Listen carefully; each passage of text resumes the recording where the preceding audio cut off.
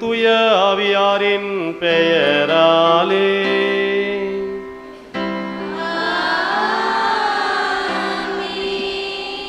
நம் ஆண்டவராகிய இயேசு கிறிஸ்துவின் அருளும் கடவுளின் அன்பும் தூய ஆவியானவரின் நட்புறவும் உங்கள் அனைவரோடும் இருப்பதாக.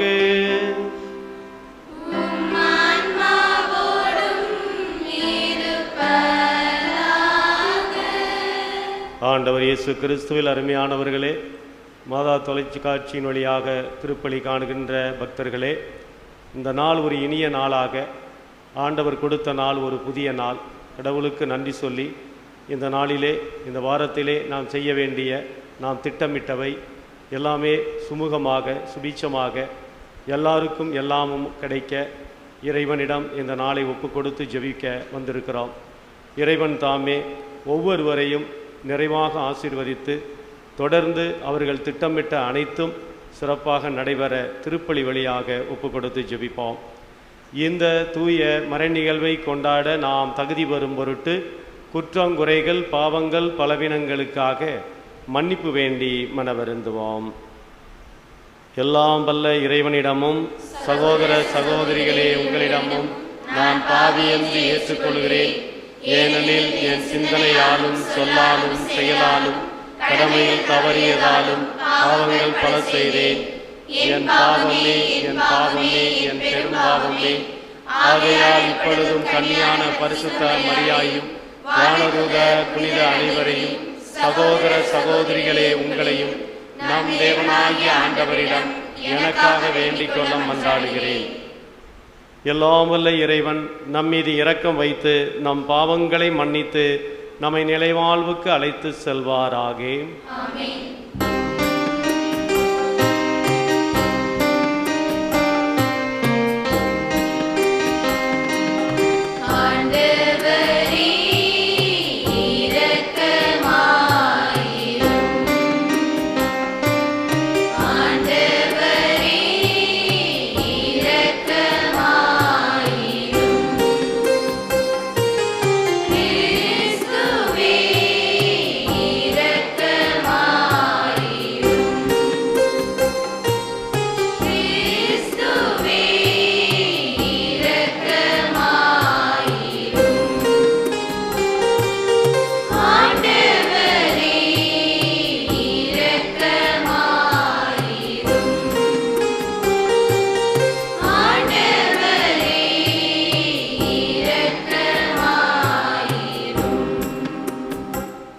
மன்றாடுவோமாக. என்றென்றுமுள்ள எல்லாம் வல்ல இறைவா, உம் தூய ஆவியார் எங்களுக்கு கற்றுத்தந்தவாறு உம்மை தந்தை என அழைக்க நாங்கள் துணிவு கொள்கின்றோம். நீர் வாக்களித்த உரிமை பேரான விண்ணக வீட்டுக்கு நாங்கள் வந்து சேரும்படி நீர் தேர்ந்து கொண்ட மக்களுக்கு உரிய மனப்பான்மையை எங்கள் இதயங்களில் பொழிந்தருள்வீராக. உம்மோடு தூயாவியாரின் ஒன்றிப்பில் இறைவனாய் என்றென்றும் வாழ்ந்து ஆட்சி செய்தவரே உம்மை மன்றாடுகிறோம்.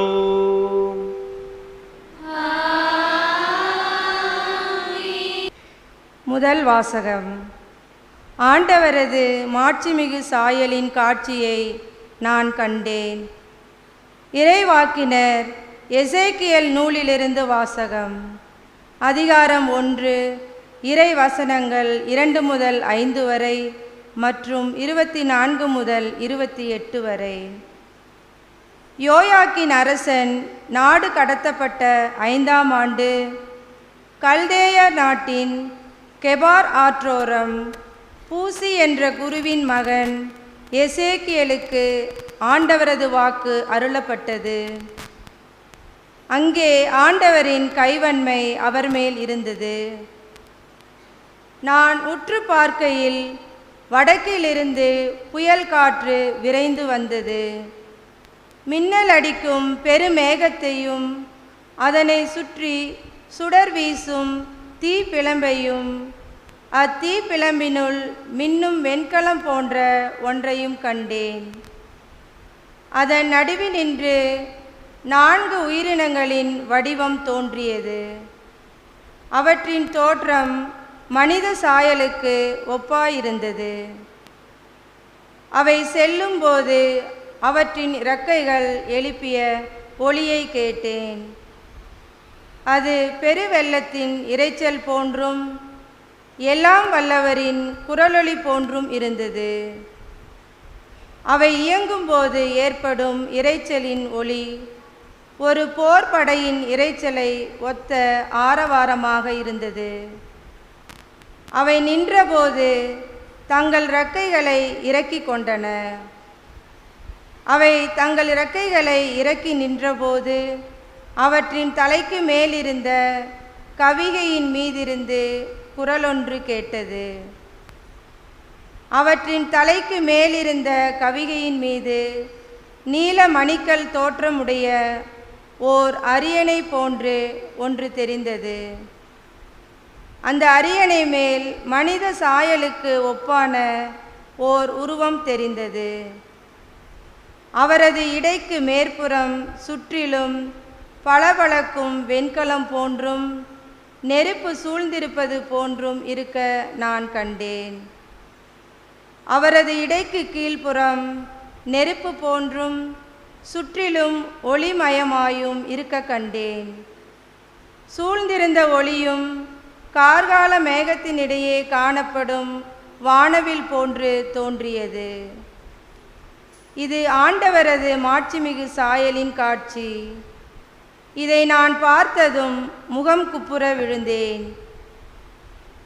அப்போது ஒருவர் பேசும் குரல் கேட்டேன். ஆண்டவர் வழங்கும் அருள்வாக்கு. திருப்பாடல் 148. நாம் பாட வேண்டிய பல்லவி. வானமும் வையமும் உமது மகிமையால் நிறைந்துள்ளன.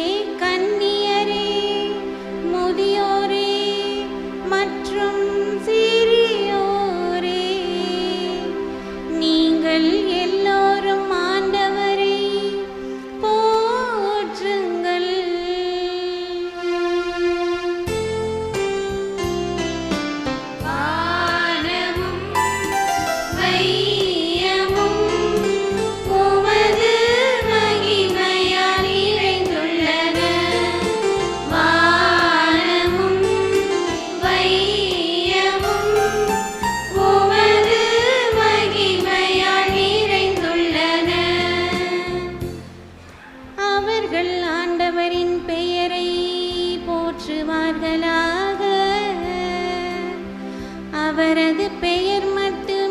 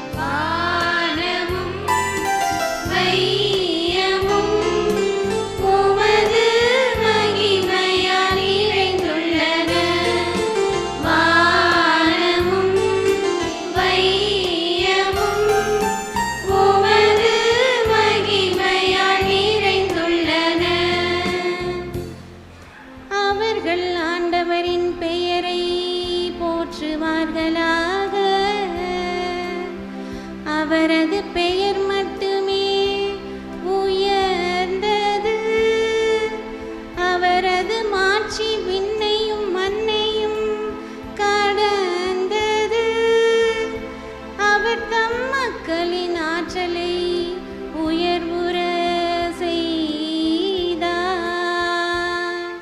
வானமும் வையமும் உமது மாட்சியால் நிறைந்துள்ளன.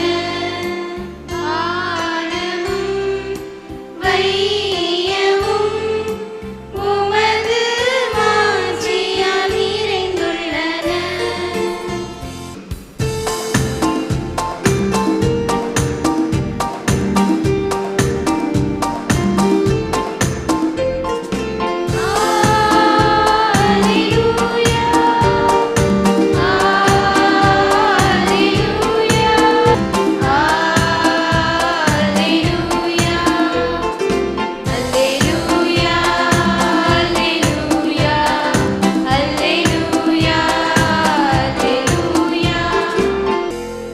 நம் ஆண்டவர் இயேசு கிறிஸ்துவின் மாட்சியை நீங்கள் அடையும் பொருட்டே நற்செய்தியின் வழியாக அவர் உங்களை அழைத்தார். அல்லேலூயா. அல்லேலூயா, அல்லேலூயா, அல்லேலூயா, அல்லேலூயா.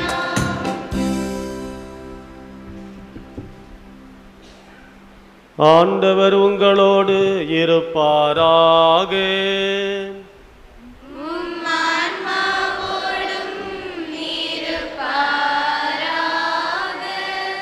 புனித மத்தேயு எழுதிய நற்செய்தியிலிருந்து வாசகம்.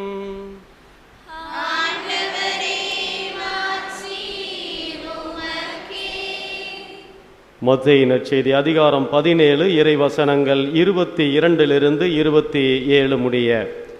அக்காலத்தில் கலிலேயாவில் சீடர்கள் ஒன்று திரண்டிருக்கும்போது இயேசு அவர்களிடம், மானிட மகன் மக்களின் கையில் ஒப்புவிக்கப்பட இருக்கிறார். அவர்கள் அவரை கொலை செய்வார்கள். ஆனால் அவர் 3ஆம் நாள் உயிருடன் எழுப்பப்படுவார் என்றார். அப்பொழுது அவர்கள் மிகவும் துயரடைந்தார்கள். அவர்கள் கப்பர்நகூமுக்கு வந்தபோது கோவிலில் வரியாக 2 திராக்மா தண்டுவோர் பேதுருவிடம் வந்து, உங்கள் போதகர் 2 திராக்மா வரியை செலுத்தவில்லையா என்று கேட்டனர்.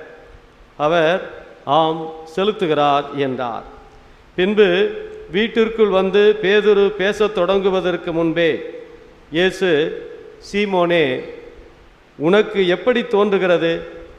இவ்வுலக அரசர்கள் சுங்க வரியையோ தலைவரியையோ யாரிடமிருந்து பெறுகிறார்கள்? தங்களுடைய மக்களிடமிருந்தா மற்றவரிடமிருந்தா என்று கேட்டார். மற்றவரிடமிருந்துதான் என்று பேதுரு பதிலளித்தார். இயேசு அவரிடம், அப்படியானால் குடிமக்கள் இதற்கு கட்டுப்பட்டவர் அல்ல. ஆயினும் நாம் அவர்களுக்கு தடையாய் இருக்கக்கூடாது. எனவே நீ போய் கடலில் தூண்டில் போட்டு முதலில் அகப்படும் மீனை எடுத்து அதன் வாயை திறந்து பார்த்தால் ஸ்தார்த்தோர் நாணயத்தை காண்பாய். அதை எடுத்து உன் சார்பாகவும் என் சார்பாகவும் அவர்களிடம் செலுத்து என்றார். ஆண்டவரின் அருள்வாக்கு. ஆண்டவர் இயேசு கிறிஸ்துவில் அருமையானவர்களே, மாதா தொலைக்காட்சியின் வழியாக திருப்பலி கொண்டிருக்கிற அன்பார்ந்த மக்களே, இன்றைய நற்செய்தியிலே இயேசு நாட்டுப்பற்று, பேட்ரியாட்டிசம் என்று சொல்கிறோம். ஒவ்வொருவருக்கும் நாடு, சட்டம், அந்த நாட்டிலே நம்முடைய மண் என்ற அந்த உரிமையை எல்லாரும் விரும்புகிறோம். இந்த காலகட்டங்களிலே நாமெல்லாம் பேசுவது தேசியம், பற்று என்ற அந்த தேசிய பற்று, ஒன்றியம், இப்படியெல்லாம் நமக்குள்ளாக அது ஒரு பெருமை. என் நாடு, என் சட்டம், என் மக்கள் அப்படின்றது இன்றைய காலகட்டத்திலே எல்லாரும் எல்லா நாடுகளிலும் அத்தகைய ஒரு உணர்வு உடையவர்கள் தான். அது மனிதர்களுக்கு நமக்கு கொடுக்கப்பட்டிருக்கிற ஒன்று, அந்த உரிமை.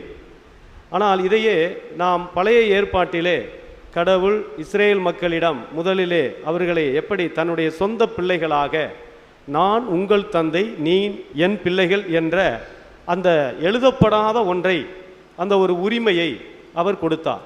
ஆனால் அதிலும் அந்த மக்கள் அவ்வளவாக இறைவனோடு ஒத்துப்போகவில்லை.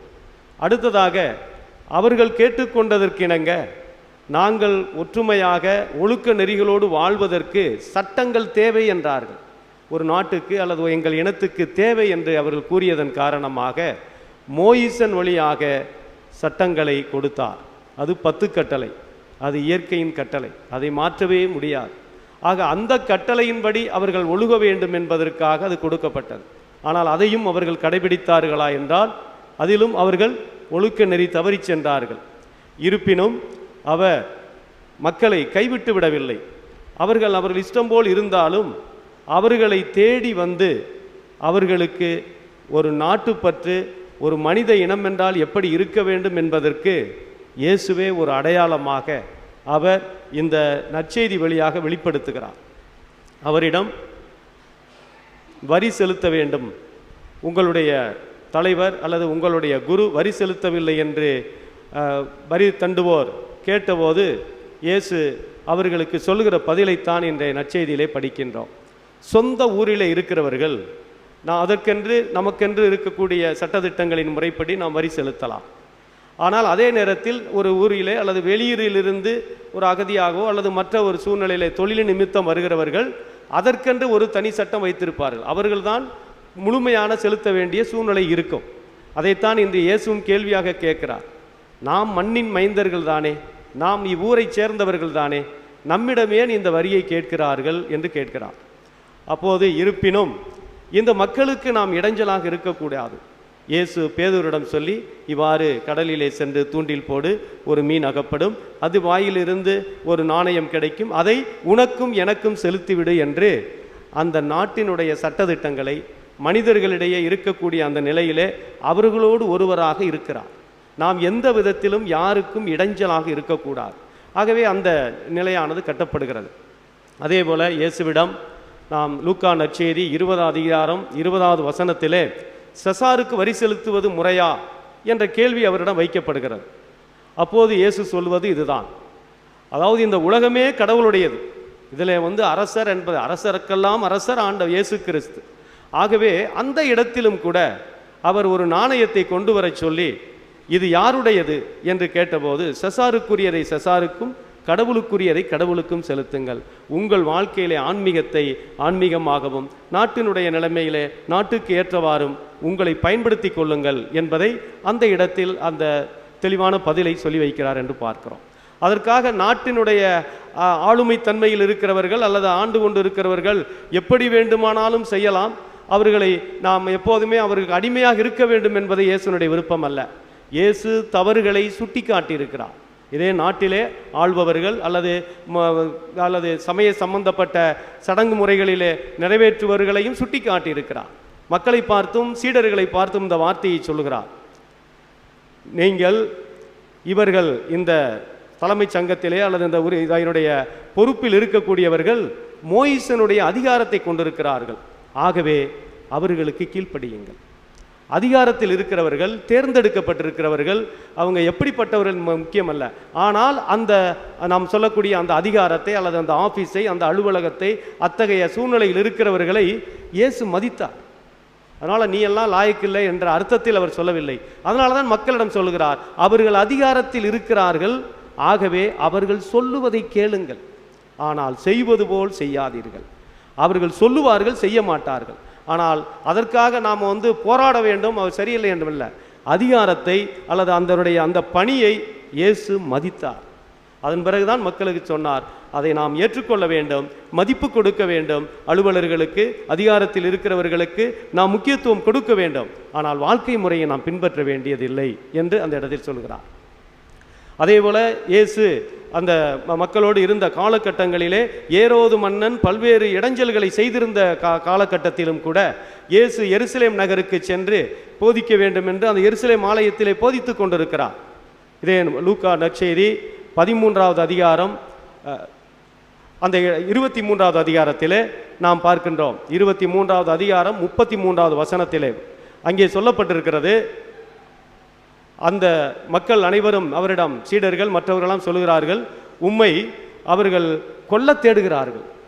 நீர் ஏன் இங்கே போதித்து கொண்டிருக்கிறீர், போய்விடும், மறைஞ்சு போயிருங்க, ஒரு பயமுறுத்தி காட்டினார்கள். ஆனால் இந்த இடத்தில் இயேசு என்ன சொல்லுகிறார் தெரியுமா? அந்த குள்ளநரியிடம் போய் சொல்லுங்கள், நான் இன்றும் நாளையும் நாளை மறுநாளும் இங்குதான் போதிப்பேன். ஆகவே அரசாங்கத்திற்கு அல்லது ஆளுகைக்கு தவறு செய்கிறவர்களை ஒரு நாளும் அவர் சமரசம் செய்து கொள்ளவில்லை. மாறாக அவர்களுடைய அத்தகைய பணியை, அதிகாரத்தை மதித்தார். நாட்டிற்கு செய்ய வேண்டிய கடமைகள் என்னவோ அதையெல்லாம் செய்தார். ஒரு அருமையான நாட்டுப்பற்றுடையவர் என்றால், சட்டங்களை மதிக்கிறவர் என்றால் ஆண்டவர் இயேசு கிறிஸ்து தான் முன்னுதாரணம். அவரே சொல்லியிருக்கிறார், நான் திருச்சட்டங்களையோ இறைவாக்குகளையோ அழிக்க வரவில்லை, நிறைவேற்றவே வந்தேன். அதனுடைய உள்நோக்கத்தை நீங்கள் புரிந்து கொண்டு செய்ய வேண்டும் என்று தான் இதையெல்லாம் விளக்கி சொல்கிறேன். ஆகவே அப்படிப்பட்டவர் தான் நம் ஆண்டவர் இயேசு கிறிஸ்து. முதல் தெசலோனிக்கேயருக்கு எழுதிய திருமுகம் 5வது அதிகாரம் 20வது வசனத்திலே சொல்லுகிறார் பவுலடியார் தன் மக்களை பார்த்து, நீங்கள் இறைவாக்குகளை புறக்கணிக்க வேண்டாம், சட்டதிட்டங்களை ஒழுக்க நெறிகளோடு கடைபிடியுங்கள், நாம் அதற்கு கட்டுப்பட்டவர்கள், நாம் எல்லாம் அத்தகைய எண்ணத்திலே வாழ வேண்டும் என்பதையும் சொல்லுகிறார். இயேசுவும் நமக்கு இதைத்தான் வலியுறுத்துகிறார். ஆக இப்படி பார்க்கிற போது நம்முடைய வாழ்க்கையிலே பார்க்க வேண்டும். நாம் ஒரு ஊரில் இருப்போம், அல்லது நாட்டில் நாம் இந்த நாட்டை சேர்ந்தவர்கள், இந்த மண்ணை சார்ந்தவர்கள் என்ற முறையிலே மற்றவர்களோடு நாம் எப்படியெல்லாம் வாழ்கிறோம்? பல நேரங்களிலே மற்றவர்களுக்கு நாம் இடைஞ்சலாக இருக்கிறோமா?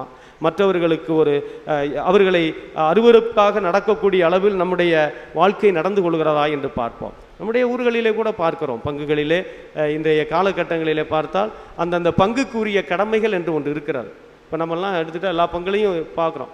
எல்லாருமே அந்த சந்தா என்ற அந்த பங்கினுடைய வளர்ச்சி நிதிக்காக அந்த ஊரினுடைய எல்லாரும் சேர்ந்து போடப்பட்ட ஒரு தொகை இருக்கும்.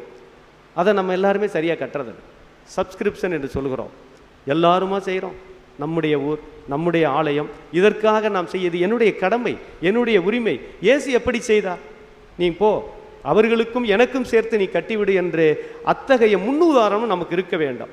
பல நேரங்களில் ஊருடைய திருவிழாக்கள் அல்லது மொத்த பொது காரியங்களிலே பல நேரங்களில் நாம் வேறுபட்டு நிற்கிறோம். ஆமாம், நான் தான் கொடுக்கணுமா, நான் அதை செய்தேன் இதை செய்தேன் என்று பல நேரங்களில் இப்படி இருக்கிறமே ஒழிய, அப்படி என்றால் நான் மற்றவர்களுக்கு துர்மாதிரியாக இருக்கிறேன். ஒற்றுமையான ஒரு சமூகத்தை நான் என்னுடைய தனிப்பட்ட இந்த செயல்களால் நான் அவர்களை கெடுக்கிறேன். ஆகவே நாம் சிந்தித்து பார்க்க வேண்டும். நாம் வாழ்கிற இந்த நாட்டை, இந்த மண்ணை என் ஆண்டவர் இயேசு அவர் இருந்த இடத்தில் எப்படி நேசித்தாரோ அதுபோல நானும் நேசிக்க வேண்டும், அன்பு செய்ய வேண்டும், ஏற்றுக்கொள்ள வேண்டும். சட்டதிட்டங்களை மறுக்கக்கூடாது, அதனுடைய அதிகாரத்தில் இருக்கிறவர்களை புறக்கணிக்க கூடாது, ஏற்றுக்கொள்ள வேண்டும். ஏனென்றால் எல்லாவற்றையும் அதிகாரத்தையும் கொடுக்கிறவர் நாம் ஆண்டவர் ஒருவரே. ஆகவே அவருக்காக கட்டுப்பட்டு நாம் வாழ்கிற சமுதாயத்திலே அமைதியோடும் ஒற்றுமையோடும் சமாதானத்தோடும் வாழ நம்முடைய அன்றாட கடமைகளை நாம் செய்ய முன் வருவோம். ஆமென். நம்முடைய மன்றாட்டுக்களை ஒப்பு கொடுத்து ஆண்டவரிடம் நம்மையும் நம்முடைய தேவைகளையும் அர்ப்பணித்து ஜெபிப்போம். தலைவராக பணிபுரிவராம் இறைவா, இந்த உலகில் ஒவ்வொரு நாட்டிலும் தலைமை பணியாற்றும் ஒவ்வொருவரையும் உமது அன்பினால் நிறைத்து உமக்கு உகந்தவர்களாய் இறையரசை கட்டியெழுப்பும் தெளிந்த மனதை அவர்களில் உருவாக்க வேண்டும் என்று இறைவா உம்மை மன்றாடுகிறோம். அன்பின் இறைவா, எங்கள் ஊரை நிறைவாக ஆசீர்வதியும். அனைவரும் உடலுள்ள சுகம் பெற்று எங்கள் கடமைகளை சரிவர செய்யும். ஒற்றுமையுடன் தொடர்ந்து வாழவும், செய்கின்ற தொழில்களில் வெற்றி காணவும், எமது பங்கின் வளர்ச்சியில் பங்கு தந்தையுடன் முழுமையாக ஒத்துழைக்கவும், எடுத்துக்காட்டான மக்களாக வாழவும் அருள் பொழிய வேண்டும் என்று இறைவா உம்மை மன்றாடுகிறோம். மாதா தொலைக்காட்சியின் வளர்ச்சிக்காகவும் அதில் பணிபுரிகின்ற அனைவருக்காகவும் உம்மை வேண்டுகிறோம். திருச்சபையின் விழுமியங்களை மக்களுக்கு கொண்டு செல்வதில் இவர்கள் எடுக்கின்ற ஒவ்வொரு முயற்சியும் நிறைவேற்றி பெற நீர் உறுதுணையாக இருந்து வழிநடத்த வேண்டி இறைவா உம்மை மன்றாடுகின்றோம். நாங்கள் ஒப்பு கொடுத்த இந்த மன்றாட்டுக்களை எல்லாம் எங்கள் ஆண்டவராகிய இயேசு கிறிஸ்து வழியாக கொடுத்தரல உம்மை மன்றாடுகிறோம். ஆமென்.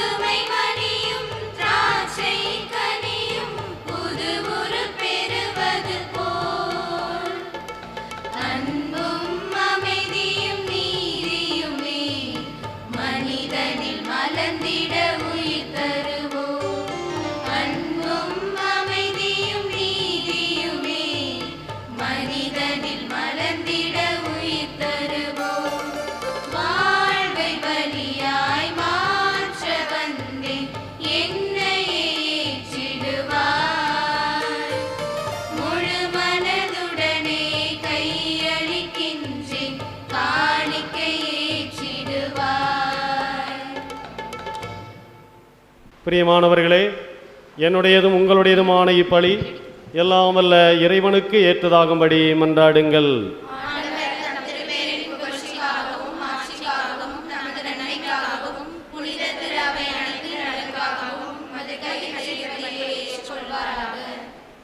ஆண்டவரே, உமது திரு அவையின் காணிக்கைகளை மகிழ்வுடன் ஏற்றருளும்.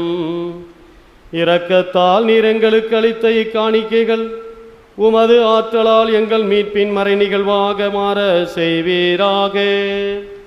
எங்கள் ஆண்டவராகிய இயேசு கிறிஸ்து வழியாக உம்மை மன்றாடுகிறோம்.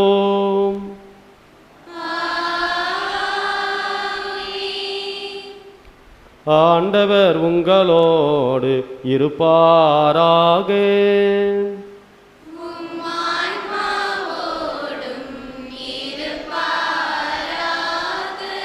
இதயங்களை மேலே எழுப்புங்கள்.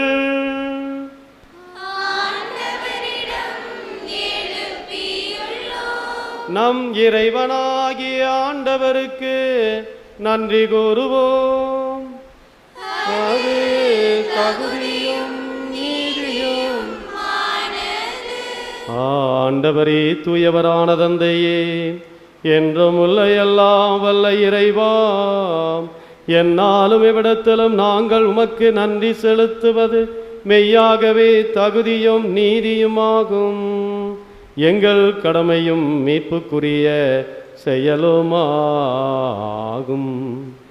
ஏனெனில் எங்கள் புகழரை உமக்கு தேவையன்று, ஆயினும் நாங்கள் உமக்கு நன்றி செலுத்துவது உமது அருட்கொடையாலேயே.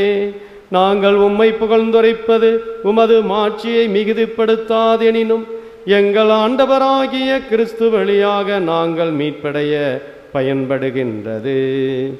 ஆகவே வானதூதர்களோடு ஒன்று சேர்ந்து நாங்களும் உம்மை புகழ்ந்தேத்தி மகிழ்ச்சியுடன் அறிக்கையிட்டு பாடுவதாவது: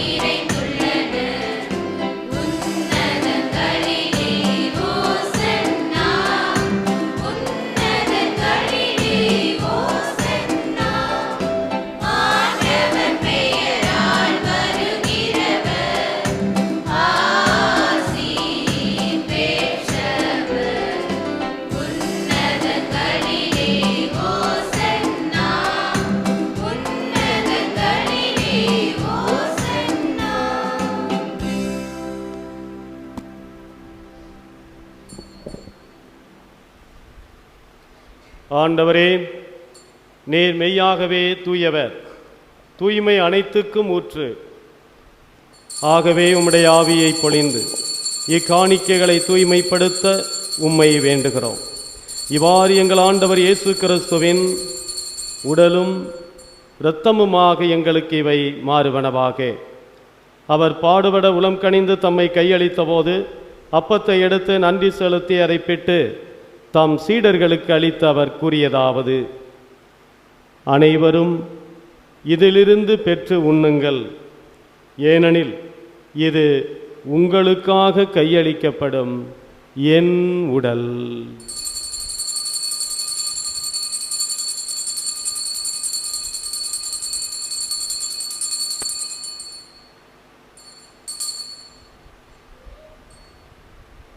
அவன் நம்மே இரவு விருந்தை அருந்தியபின் கிண்ணத்தையும் எடுத்து மீண்டுமக்கு நன்றி கூறி தம் சீடர்களுக்கு அளித்து அவர் கூறியதாவது: அனைவரும் இதிலிருந்து பெற்று பருகுங்கள், ஏனெனில் இது புதிய நிலையான உடன்படிக்கைக்குரிய என் இரத்தத்தின் கிண்ணம்.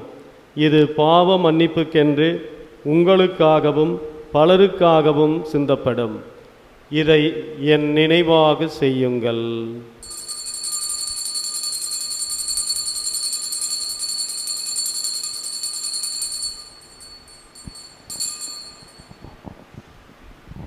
நம்பிக்கையின் மறைபொருள். ஆண்டவரே, நீர் வருமளவும் உமது இறப்பினை அறிக்கையிடுகின்றோம். உமது உயிர்ப்பினையும் எடுத்துரைக்கின்றோம். ஆகவே ஆண்டவரே, நாங்கள் கிறிஸ்துவின் இறப்பினை உயிர்ப்பினை நினைவு கூர்ந்து வாழ்வு தரும் அப்பத்தையும் மீட்பளிக்கும் கிண்ணத்தையும் உமக்கு ஒப்புக் கொடுக்கிறோம். உம் திருமணன்று உமக்கு ஊழியம் புரிய தகுந்தவர்களென எங்களை ஏற்றுக்கொண்டீர். எனவே உமக்கு நன்றி செலுத்துகிறோம். மேலும் கிறிஸ்துவின் உடலிலும் இரத்தத்திலும் பங்கு கொள்ளும் எங்களை தூய ஆவியார் ஒன்று சேர்க்க வேண்டுமென உம்மை தாழ்மையுடன் மன்றாடுகிறோம்.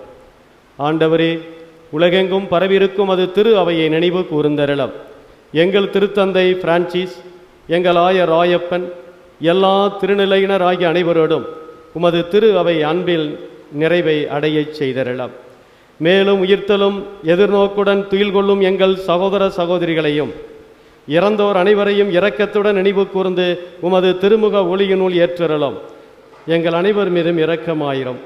கடவுளின் கன்னித்தாயான புனித மரியா, அவருடைய கணவரான புனித யோசேப்பு, புனித திருத்தூதர்கள், எங்கள் பாதுகாவலரான புனித செபஸ்தியார், இவ்வுலகில் மோக்கு உகந்தவராய் இருந்தோர் ஆகிய புனிதர் அனைவருடனும் நாங்கள் நிலைவாழ்வில் பங்கு கொள்ளும் தகுதி பெற்று உம் திருமகன் இயேசு கிறிஸ்து வழியாக உம்மை புகழ்ந்தேத்து வரம் அருள உம்மை மன்றாடுகிறோம். இவர் வழியாக இவரோடு இவரில் எல்லா வல்ல இறைவனாகிய தந்தையே, தூய ஆவியானவரின் ஒன்றிப்பில் எல்லா புகழும் ஆட்சியும் என்றென்றாம் உமக்கு உரியதே.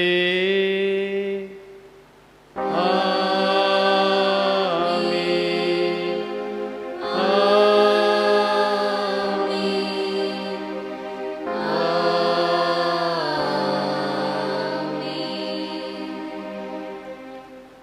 மீட்பரின் கட்டளையால் கற்பிக்கப்பட்டு தேவ படிப்பினையால் பயிற்சி பெற்ற நாம் துணிந்து பாடுவோம்.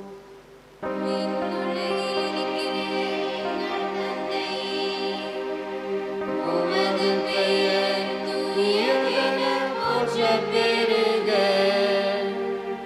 உமது ஆட்சி வருக.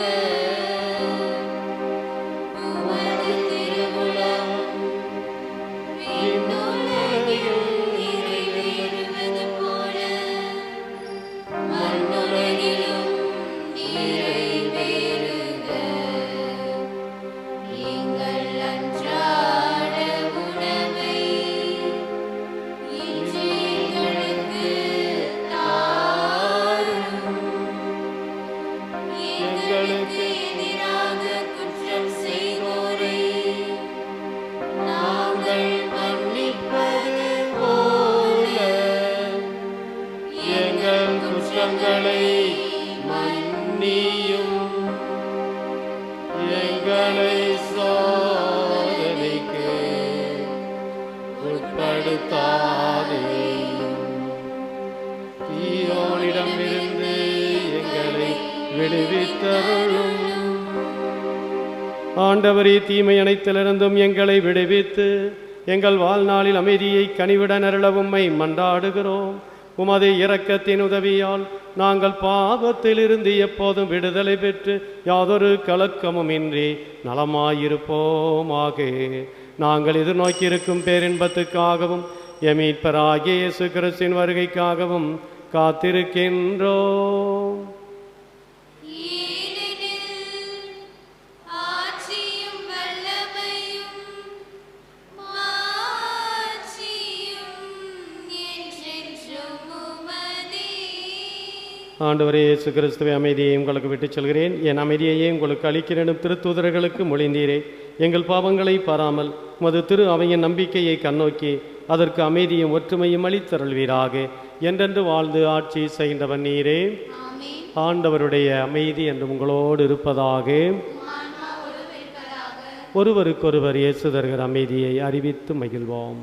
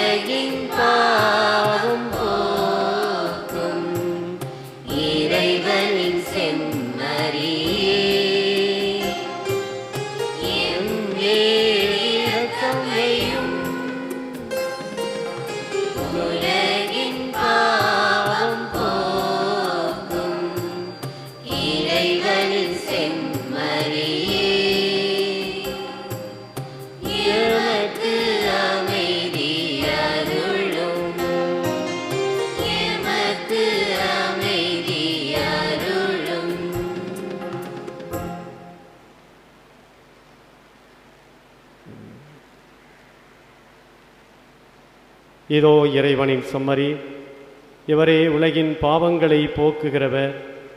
இந்த செம்மறியின் விருந்துக்கு அழைக்க பெற்ற நாம் அனைவரும் பேறு பெற்றோர். ஆண்டவரே, தேவரே, விழுத்திருந்தருள நான் தகுதியற்றவன். ஆனால் ஒரு வார்த்தை மட்டும் சொல்லி அருளும், என் ஆன்மா நலமடையும். கிறிஸ்துவின் திருவிடலும் இரத்தமும் எங்கள் அனைவரையும் காத்து முடிவில்லாத வாழ்வளிப்பதாக. ஆமென்.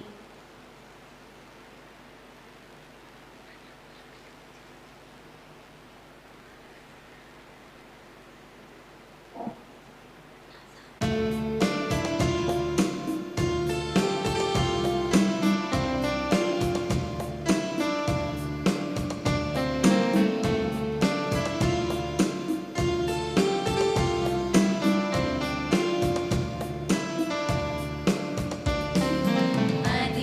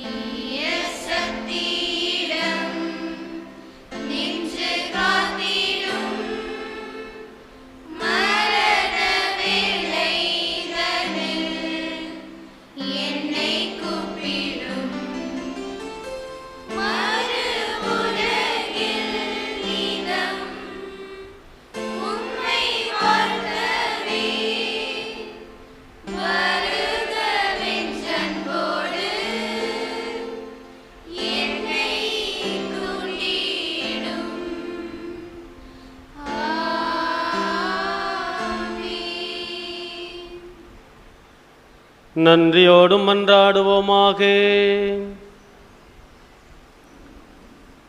ஆண்டவரே, நாங்கள் உட்கொண்ட இத்திருவுணவு எங்களை உம்மோடு ஒன்றிக்கச் செய்து எங்களுக்கு மீட்பளிப்பதாக. அது எங்களையும் அது உண்மையின் ஒளியில் உறுதிப்படுத்துவதாக. எங்கள் ஆண்டவராகிய இயேசு கிறிஸ்து வழியாக உம்மை மன்றாடுகிறோம்.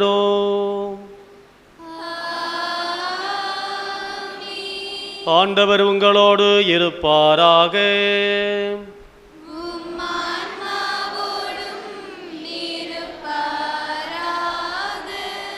எல்லாம் வல்ல இறைவன் தந்தை, மகன், தூய ஆவியார் உங்கள் அனைவரையும் ஆசீர்வதிப்பாராக.